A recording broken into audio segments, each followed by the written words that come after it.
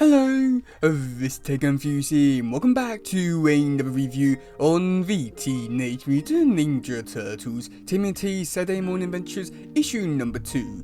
So yeah, this issue was a lot more interesting and I would say a lot more better than the first issue, just because this whole issue felt more like the actual 80's cartoon than what we did get with the first issue.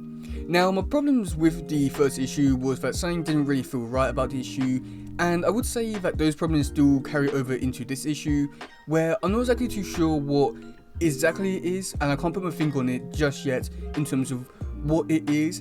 And I feel like I may have figured it out, and I do think that it may be something to do with the art, where even though it looks like the 80's cartoon style, it just has like a different type feel to it, and I still can't place my finger on it. But hopefully by the end of the series, I will hopefully have the answer to it. Hopefully. But I do think that's the main problem which I do have with this comic so far, is just that the art doesn't... It looks like the 80's cartoon, but at the same time, it looks off. Hopefully that makes sense to a point, but yeah.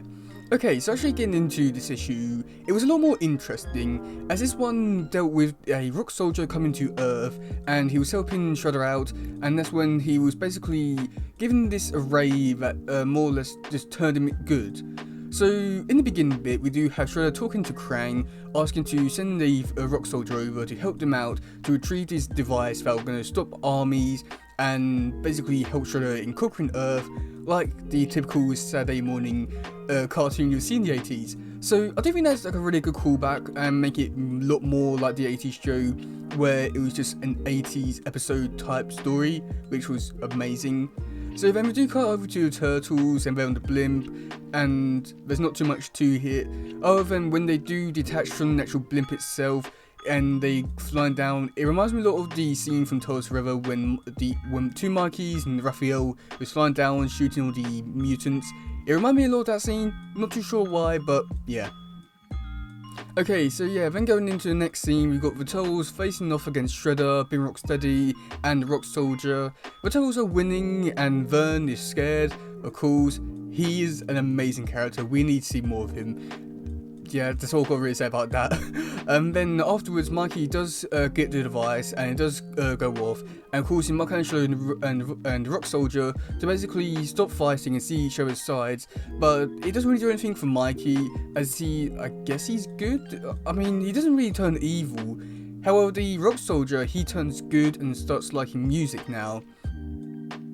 So that's when the Turtles go off, and this is where the bit which I must say did really feel outplayed, as Mikey does break the fourth wall and say that, oh, they're only dealing with 20 pages now.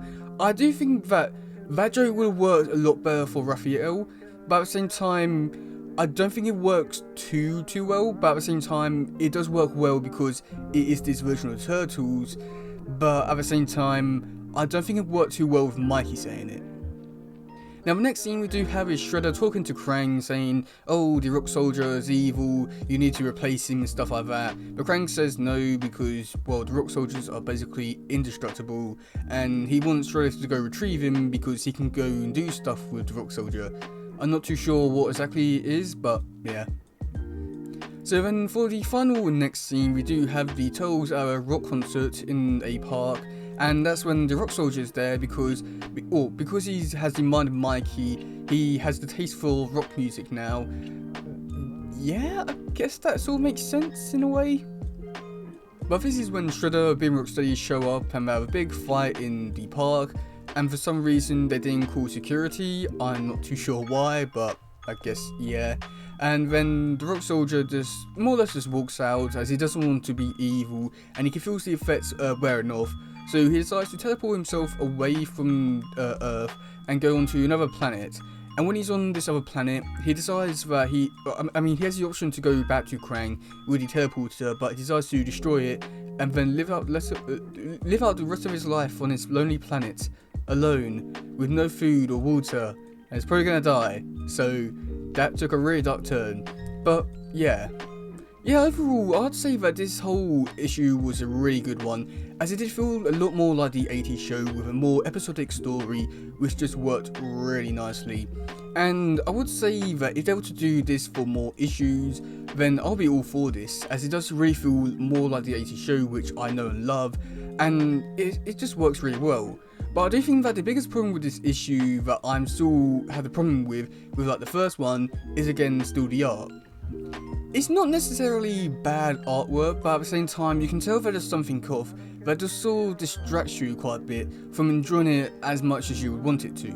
But yeah, there were some other really cool references in here which I didn't really mention too much, but I must admit I do enjoy quite a lot, such as we do have Pitch and Pete, we have the Toe Blimp, which is, it's not necessarily a big reference or anything, but I really enjoy it. And then even on the cover we got the Toes playing musical instruments that were toys from the actual 80s cartoon toy line, which is just really cool. I must admit I do enjoy how this comic is like referencing loads of stuff from the 80s Turtles stuff and implementing it into the comics. It works really well, and I do think the overall story is decently good, I would say, and does feel like the 80s show. But and I must admit another big problem which I do have with this one is that it's a 4-issue miniseries, so I would definitely love them to do a lot more issues in the future and not just classify it as just a mini-series, as I feel like with the 80s show you could do so many other stories with this line, and yet they're not going to be able to do it. And as I must admit, at the moment with this is only being the 2nd issue, it's okay, but at the same time just feels as though there should be a lot more or a lot more different than what I would normally expect from a mini-series. But overall this was a pretty good issue. There's something about the artwork which I'm still not too sure what it is, but hopefully I'll find it next time. But yeah, let me know what you think about this comic in the comment section below. Do you like this one? Do you not? Do you like the artwork? Or do you have like the same problem as me with it, in terms of that there's something not quite right with it? Or do you enjoy it?